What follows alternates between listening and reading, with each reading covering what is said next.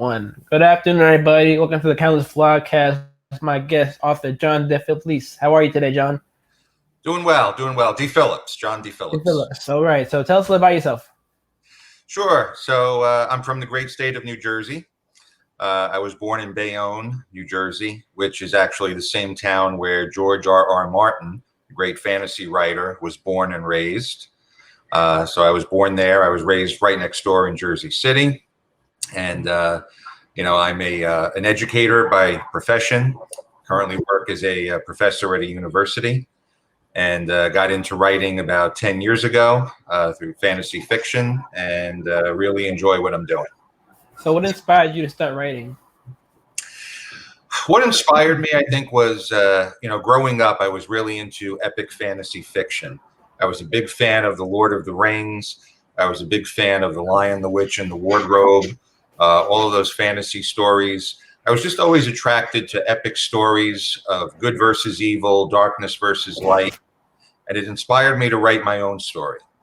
One day I knew that I just wanted to compose my own epic fantasy fiction story, create my own world, my own characters to reside within that world, and just a story to inspire people. And that's ultimately what inspired me to write. So how did you discover your genre, and what made you choose that genre? Well, again, I think being a huge fan of epic fantasy fiction, that's what led me to choose the genre. I always wanted to, again, create my own world and write my own epic fantasy fiction story, series of books. And, that's what led me into this genre. I'm also a devout Christian, and that led me to incorporate my Christian faith into my writing as well. And of course, being inspired by J.R.R. Tolkien and C.S. Lewis, as you probably know, their writings were deeply affected by their Christian faith as well. And since I followed in their footsteps, I went in that same direction. So what's your process of writing and finding a book to write about? Do you plan? Are you a planner, more of a pantser? Do you have an outline? What's your strategy? Yeah, it's interesting. I guess there are two types, right? You have the planner and the pantser, or as George R.R. Martin says, I think he calls it the architect and the gardener. I'm more of an architect and a planner. I put together dozens of pages and outlines before I even wrote page one of my first book. I just had to have everything mapped out, every little detail mapped out. Now, granted, when you start writing the books, things change. The story tends to take on a life of its own, takes you into directions that maybe you didn't anticipate. But before I actually started writing, before I even wrote page one, I had dozens and dozens of pages of outlines to follow that I knew the direction I was going in. So I'm definitely more of a planner and an architect than a pantser. So with that being said, do you have a plot first, a character building first, or what's steps for you in terms of that? Do you do a world first and you do character building, or do you do a character building and then create the world after that? Character building and then create the world after that. My book was mainly plot driven. I came up with the plot first. And after I came up with the plot and I knew, exactly what kind of plot I wanted for my books, then I created the characters to fit within the plot. And from there, I built the world. I built the world, outward from the characters. But for me, it all started with the plot. And then the characters came after that. So with your recent book, what's the name of it, and what inspired it, and what was that that first moment you're you started writing it and then you knew you could publish it? Yeah, so my most recent book, I guess, would have been the last book in the series, which is The Last of the 13. So just to be clear, I wrote an epic fantasy fiction series of books. There are 4 books in the series. The series is called The Medallion of Mavenor. The first book in the series was titled The Quest of the 13. The second book was titled The Birth of Malgeron. Quest of the 13 was published in 2012. Birth of Malgeron published in 2013. Then The Crusade of Darkness, which was Crusade Against Darkness, which was volume 3, was published in 2014.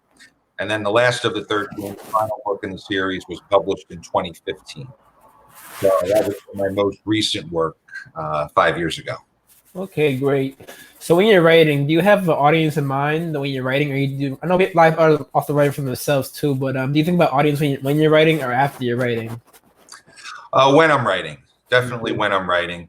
Now, for me, as I said, I write epic fantasy fiction with heavy Christian themes. The Christian themes in my writing, they're very, very strong. I mean, they hit you with all the subtlety of a sledgehammer. So I always have in mind the Christian audience when I'm writing my books. I feel like that's mainly what my books are written for that audience. That said, I have had a number of people that I know, friends of mine even, who are not very religious, who are agnostic, and still read the books and still very much enjoyed them because they enjoy epic fantasy fiction. So I guess you could say, there are two types of audiences for my book. One would be that Christian audience, and then it would be that audience that maybe is not Christian, is not very religious, but is a fan of epic fantasy fiction. Okay, great. So how do you reach your audience and with all this digital media going on now? What's your method for branding yourself or promoting yourself? I found that to be the most challenging thing, Justin. When I was published, my publisher told me, he said, the most difficult thing for a new author is to sustain sales. Because you can write the best book in the world, but if nobody knows that it's out there, nobody's going to buy it. And it's also challenging because, especially with the indie publishers, they don't have these huge marketing budgets like HarperCollins and Simon & Schuster and the big five publishers. So a lot of it falls on the author, the shoulders of the author. And, we don't exactly have unlimited amounts of money to pour into our books. I've certainly invested some money into my books, buying Facebook ads and, things like that. I have my own website. I invested in that. But it's definitely challenging. It's very challenging. And recently I decided to hire a publicist to help me with the task.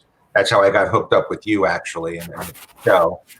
And, he's been trying to get me some publicity and get the word out about my books. That's great. That's great. So, since you have experience writing and all that too, from day one, do you have any advice for young authors out there and authors struggling out there? Because I know you've had those times too, or you've not you want to give up, but you've the process of writing too. So if you give any advice to young authors out there and authors just beginning out there, that'd be great. Sure. Yeah, we all go through those difficult times. We've all been through writer's block.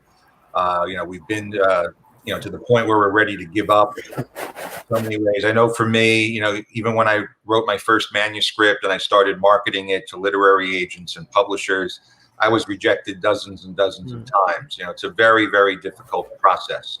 So my first piece of advice for young authors and for those who are struggling is simply to persevere.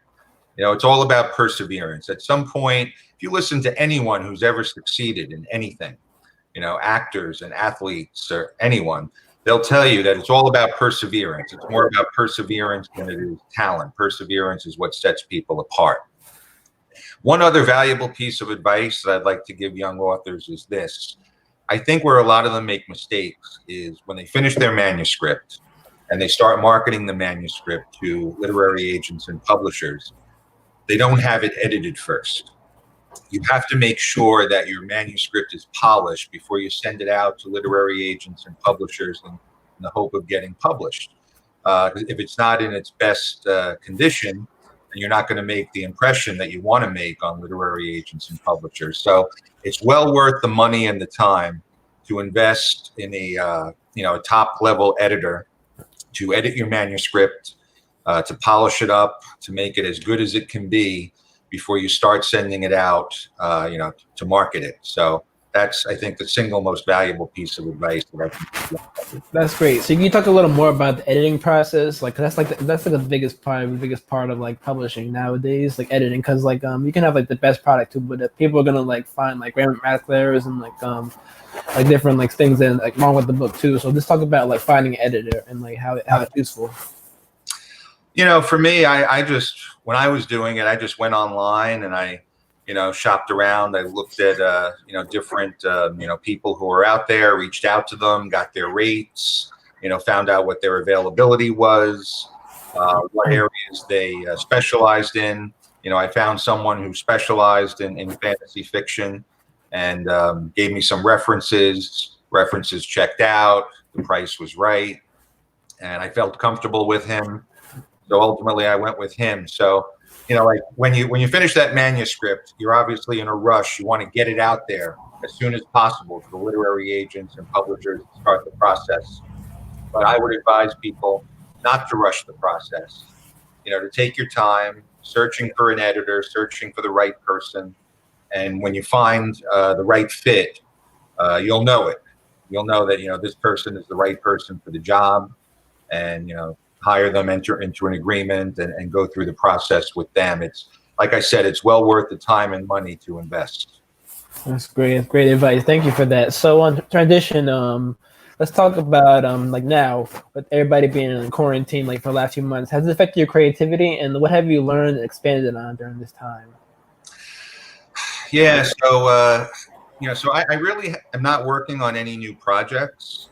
So I can't say that the quarantine has had any kind of an effect on me as an author. Right now I've been focused mainly on my full-time job. As I said, I'm a professor at a university, and the whole pandemic, it really threw things into chaos. As you know, all the schools, K-12 schools, colleges, universities, all of our instruction went to remote instruction overnight. So it was a rushed process, and it was difficult to kind of make that transition. So I spent a lot of time on that, on just making that transition and making things work. And now with summer having arrived, things are starting to slow down a bit. And, I am thinking about maybe, revisiting my work, my fiction work, and, thinking about a new project. But as of right now, I haven't gotten around to that. Okay, great. So let's talk about your audience some more too. I know your audience is like Christian, like fantasy, like people are interested in that. But who would you like to expand to? Who would you like to like read your book and maybe like be influenced by your book? That's not they may not have thought about before. Yeah. So, my books, the whole reason I wrote the books is I wanted to inspire people. I think a good epic fantasy fiction story, an epic battle of good versus evil, darkness versus light, it serves to inspire.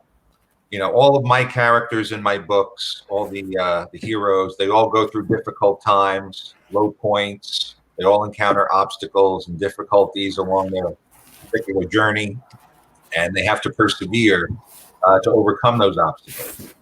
So, for me, I just I want people to be inspired by my work. So when I look to broaden my audience, I don't want it to be just for Christian readers, even though I do write primarily for Christian readers. I want other folks who maybe are not as religious to also be influenced, by what I have to say. Because ultimately, at the end of the day, you don't have to be a religious person. You don't even have to believe in God to read my story and to be inspired by the good guys and their heroic deeds, and to relate that to your own life and the things that you encounter, the struggles you encounter on a daily basis that you have to overcome.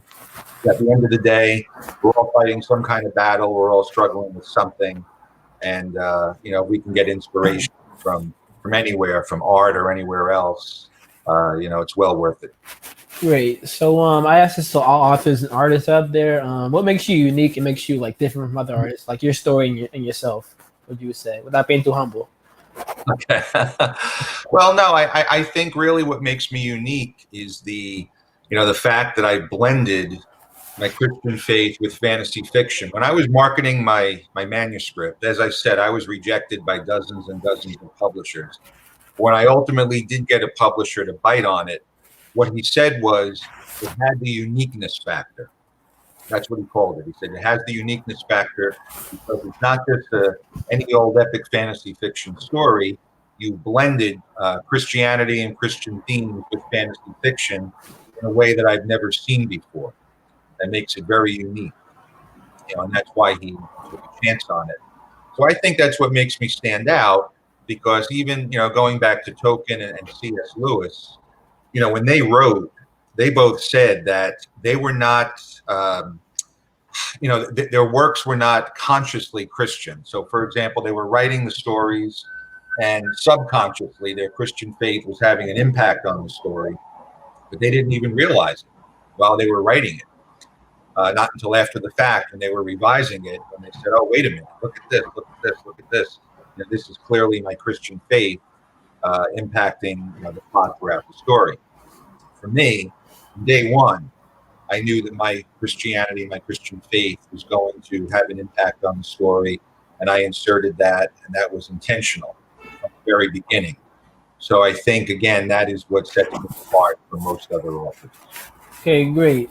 So then you talked about a little bit earlier. What's been like the feedback and reviews on like your series, like from like your audience and like your family, friends, and those like may have not have, like been your audience but that have read it before, like maybe like outsiders. I think it's been mostly positive. You quickly learn when you write a book, when you publish a book, that you can't please everyone.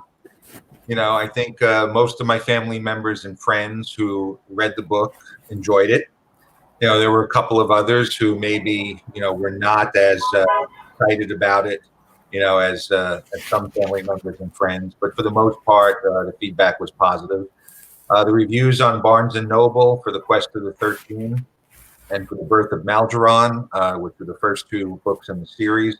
Last I checked, those reviews were pretty good. Most of them were 4 stars. So I'm very proud of that. So again, I think the feedback on my books has been mostly positive. But as I said, and you have to understand this when you're a new author, when you're just getting into the business for the first time.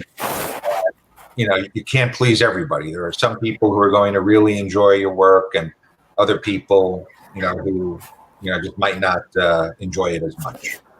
Okay, this has been great, John. I like to end these like with like a positive message from like you to the audience and the world out there. Anything like to share? Yeah, I think right now we're going through a very difficult period in history. It's been a tough time with this global pandemic. It's affected almost 200 countries. It's shut down the economy.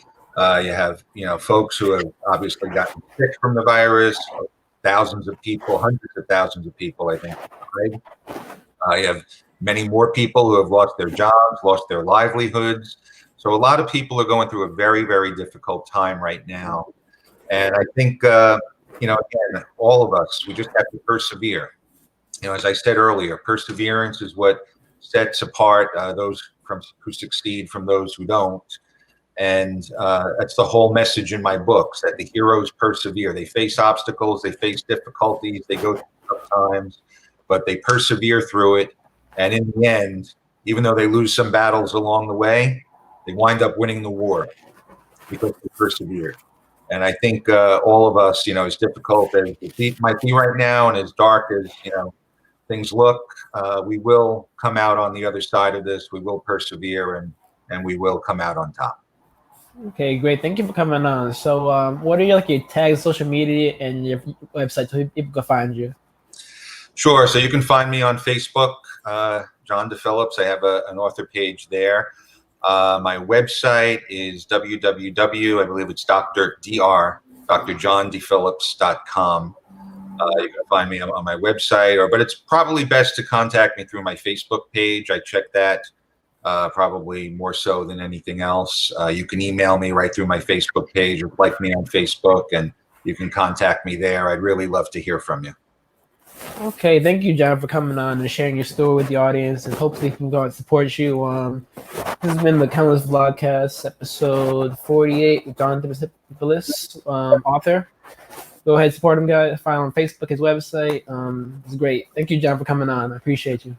Thank you for having me, Justin. I appreciate it. Alrighty. And we're out. Okay.